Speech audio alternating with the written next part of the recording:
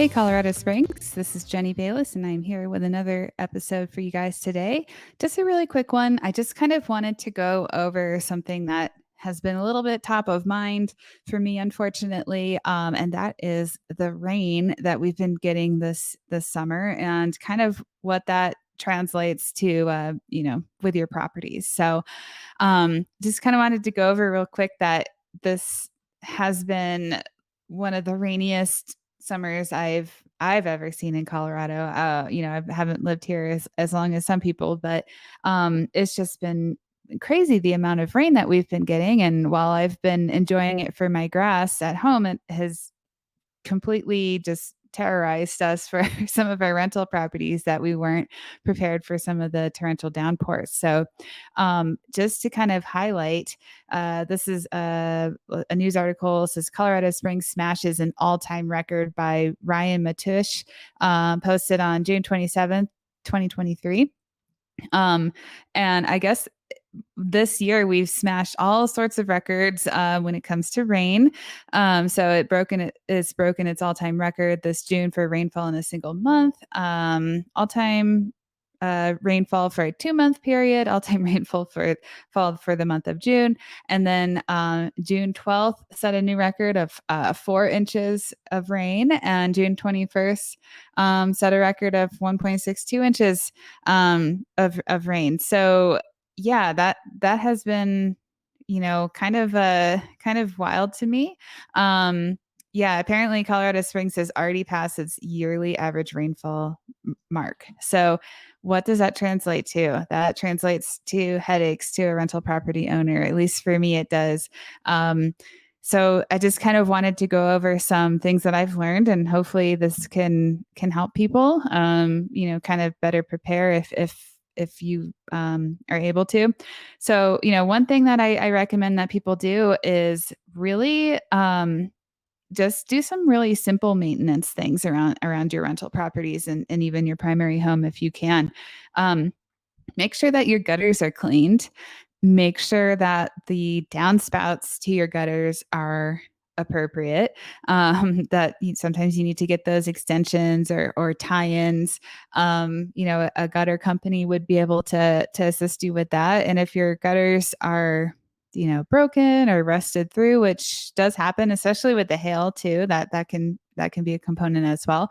Have a gutter company come out. I've had a couple gutters, for rental properties replaced throughout the years, and it's not nearly as cost prohibitive as I went into it thinking. So I think just simple things such as that could go a long way. And then yeah, just kind of talking, this June rainfall record here. I think that was one that we were impacted with. I don't know. I'd have to go check my notes, but yeah, so something to kind of keep an eye out for.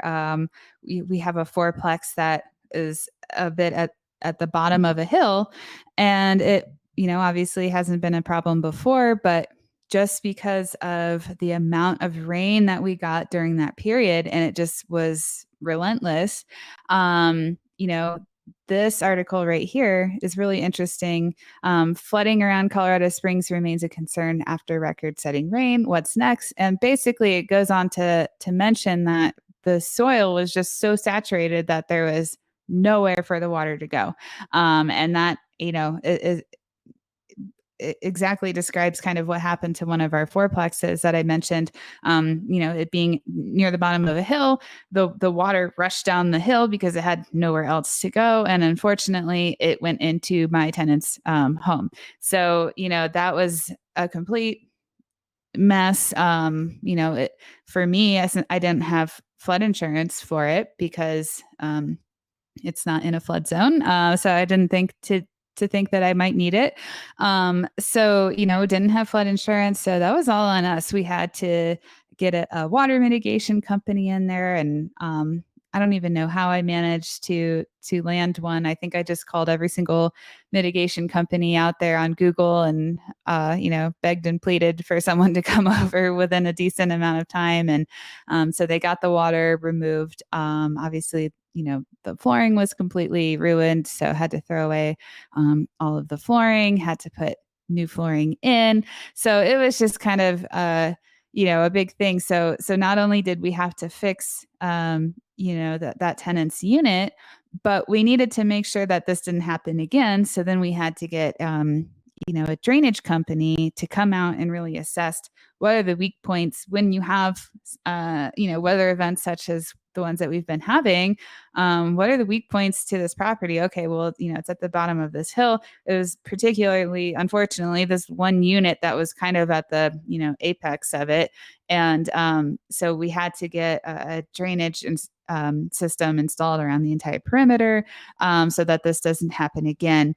I guess it could have been worse, but it was pretty bad. So we were able to get all that fixed up, but that was just one issue.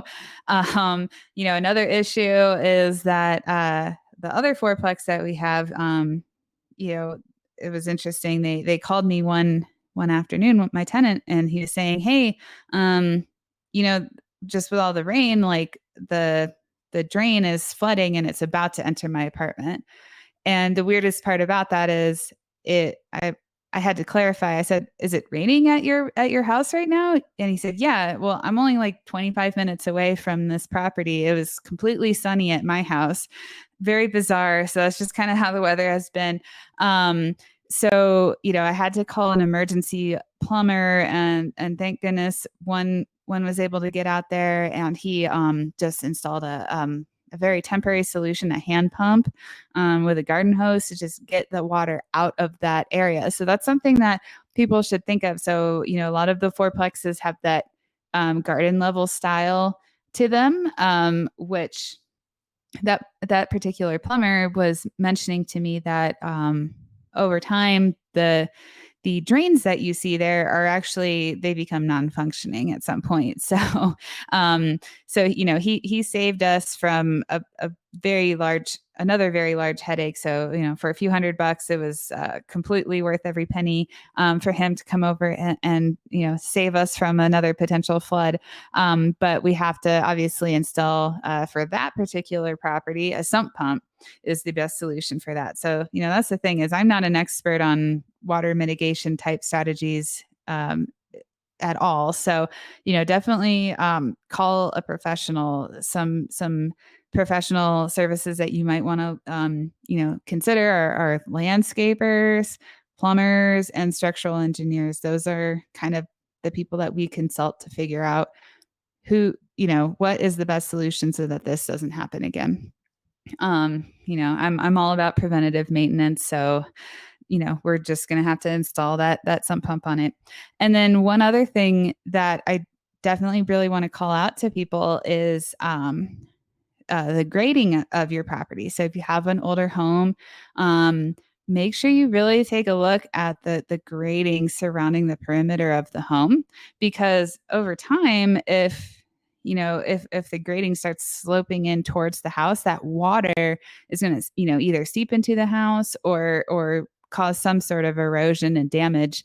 I can't say with certainty that it would, but there's a good chance that it would. So I actually noticed on one of our single family homes, I noticed that there looked to be some cracking in the foundation. I was doing a turnover over there, and got a structural engineer out, and they said, yeah, actually the surrounding soil has become eroded, so it's facing towards the home. And then, of course, with all the water that we've been getting, it's been just, basically acting as a sponge for that. So we have to correct that. We have to regrade it and, seal up some of the cracking that's going on. So, so not a very fun summer, I would say, but very eye-opening. I think that everyone should maybe just kind of take a look and take an inventory of kind of what you have going on for your rental properties. And hopefully you guys haven't experienced the kind of, gut punch that we've been getting for all these water related issues. But, I think it's definitely worth going out and seeing maybe where potential weak points are on your properties, and potentially, doing preventative maintenance or preventative, steps so that you don't have a situation if we do continue, if these rainfalls are become a new, a new part of Colorado, and specifically Colorado Springs. So just kind of wanted to give my 2 cents out there and, hopefully give some people things to think about. And thanks for listening. We'll see you next time.